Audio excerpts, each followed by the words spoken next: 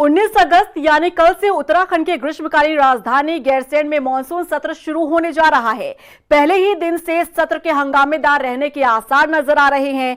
एक तरफ जहां विपक्ष सदन के भीतर सरकार को घेरने की तैयारी में है, तो वहीं दूसरी तरफ सत्ता पक्ष भी जवाब देने को तैयार है। देखिए रिपोर्ट। मानसून सत्र के लिए गैरसैंण तैयार, सत्र के हंगामेदार रहने के आसार, विपक्ष दिखाएगा तल्ख तेवर, सत्ता पक्ष ने भी कसी कमर। उत्तराखंड के गैरसैंण के भराड़ीसैंण में 19 अगस्त यानी कल से धामित सरकार का मानसून सत्र होने जा रहा है। इस सत्र के खूब हंगामेदार रहने के आसार नजर आ रहे हैं।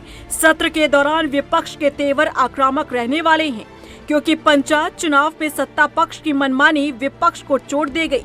सत्ता पक्ष के खिलाफ विपक्ष के पास आपदा, पंचायत चुनाव, बेरोजगारी और महंगाई जैसे प्रमुख हथियार हैं, लेकिन तैयारी सत्ता पक्ष की तरफ से पूरी दिख रही है और विपक्ष के सवालों के जवाब देने के लिए इस बार सदन में जिम्मेदारी दी गई है संसदीय कार्य मंत्री सुबोध उनियाल को, जो कांग्रेस की नस-नस से वाकिफ है। मानसून सत्र में सबसे ज्यादा हमला ग्रीष्मकालीन राजधानी को लेकर भी होगा, क्योंकि ग्रीष्मकालीन राजधानी में ना तो बजट सत्र आहूत हो पाया और ना ही सरकार वहां से संचालित हुई। इसीलिए 19 अगस्त से शुरू होने वाले मानसून सत्र में सत्ता पक्ष को विपक्ष के हमले का सामना करना पड़ेगा। मुख्यमंत्री पुष्कर सिंह धामी की माने तो सरकार तैयार है।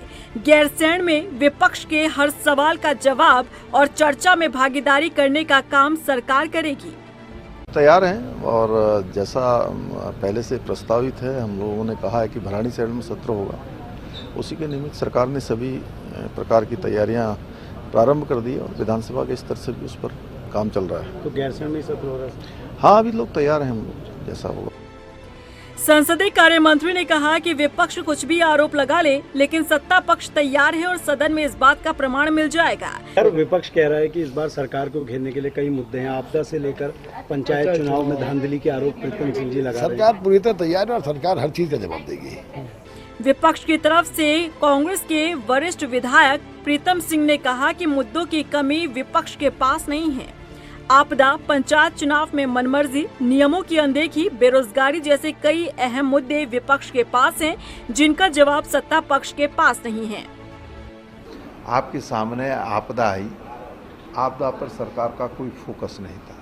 सरकार तो चुनाव को आपदा के रूप में ले रही थी और चुनाव में जिस तरीके का आचरण, जिस तरीके की गुंडागर्दी सरकार के संरक्षण में हुई है, मैं समझता हूं कि इस देवभूमि में इससे पूर्व कभी इस तरह की घटना घटित नहीं हुई। ये हुआ है, ये भी विषय है, विषयों की तो कमी नहीं है। भ्रष्टाचार मुद्दा है, बेरोजगारी मुद्दा है, महंगाई मुद्दा है, कानून व्यवस्था मुद्दा है और इस राज्य में तो दुर्भाग्य है कि जो अपराध हो रहे हैं वो महिलाओं पर ज़्यादा हो रहे हैं, उसमें भारतीय जनता पार्टी के नेता संलिप्त है। 19 तारीख से शुरू हो रहे विधानसभा सत्र में सत्ता पक्ष की परीक्षा है। 35 विधायकों के 400 से ज्यादा सवाल हैं। पिछले सत्र की बात करें तो सदन में मंत्रियों का अधूरा होमवर्क सत्ता पक्ष पर भारी पड़ता दिखा था। रफ्तार मीडिया के लिए देहरादून से सुशांत सिंह की रिपोर्ट।